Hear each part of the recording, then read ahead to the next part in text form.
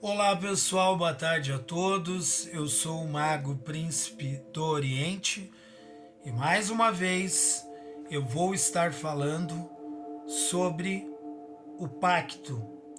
O pacto que não é uma brincadeira. Falarei sobre o rei do blues que fez um pacto numa encruzilhada, um dos maiores cantores de blues e que, por um erro, uma desatenção, teve um final que não foi dos melhores. Robert Johnson era um cantor negro de descendência africana, sem muitas perspectivas de vida, pobre, da cor negra, onde naquela época existiam muitos preconceitos, muita discriminação, e ele decide então o seu destino. Robert Johnson conta que aproximadamente ele nasceu entre o ano de 1909 a 1911. 1909 a 1911. Naquela época não existia muitos documentos, tudo era muito bagunçado e nós não conseguimos saber exatamente, ao certo, a data exata. Era um cantor do sul dos Estados Unidos, Mississippi, e ele seria então um cantor que iria influenciar várias gerações, Rolling Stones, dentre outros admiradores, Eric Clapton. Ele foi tido pela revista Rolling Stones como o rei do blues, o guitarrista do inferno, que depois iria influenciar várias gerações. Ele era fruto de um casamento não legítimo, abandonado pelo seu pai.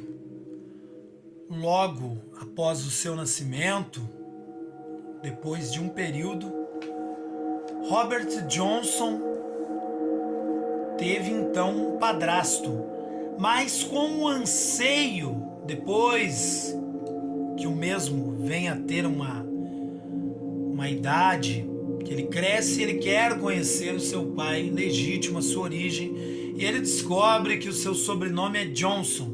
Então, ele passa a utilizar o sobrenome Johnson como artista. Sem muita perspectiva, Robert Johnson trabalhava numa colheita de algodão. Logo após, no meio de toda essa pobreza, ele acaba engravidando uma moça de um relacionamento tumultuado, aonde essa mesma moça perde também o seu filho. E Robert Johnson, totalmente desanimado da vida, passa a vagar pelo mundo em busca do seu sonho, que era ser um cantor reconhecido. Um cantor de blues famoso na época, chamado Sam House, ajuda Robert Johnson. Robert Johnson participa das rodas de cantores. Conta Sam House que Robert Johnson tocava maravilhosamente uma gaita, mas no violão Robert Johnson era péssimo. Robert Johnson vai então até uma encruzilhada à meia-noite, se ajoelha invoca o nome do diabo, Satã ou qualquer coisa do tipo, e sela ali um pacto. Conta a história que um homem bem arrumado surge nas costas de Robert Johnson e afina o seu violão, toca uma música e entrega para o mesmo. Ali então seria o começo do seu dom aflorando. Contam músicos que Robert Johnson aparece um ano depois, ele some um ano depois, passado esse um ano ele aparece tocando maravilhosamente bem blues. Ele também faz uma música em homenagem ao diabo, chama-se Crossroad Blues, na qual uma frase nessa música diz: eu caí de joelhos na encruzilhada. Esta música que também se torna um grande hit, muito famosa. Robert Johnson morre, não temos uma data precisa, mais ou menos aos 27 anos, não temos uma data precisa, porque naquela época não eram tidos registros. Ele é enterrado depois como indigente e parece que seria na data do dia 16 de agosto de 1938. A história conta que Robert Johnson era um homem muito mulherengo. Então, Robert Johnson havia mexido com uma mulher de um bar, de um botequim, onde ele frequentava.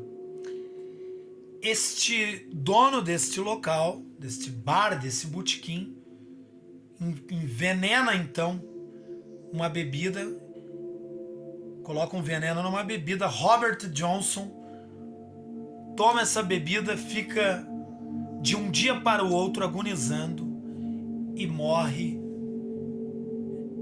de joelhos. Conta a história que cães infernais vieram buscar Robert Johnson. Mas a grande verdade é que Robert Johnson, o rei do blues, um dos maiores cantores de blues, pode ter falhado nesse pacto. Robert Johnson pode ter descumprido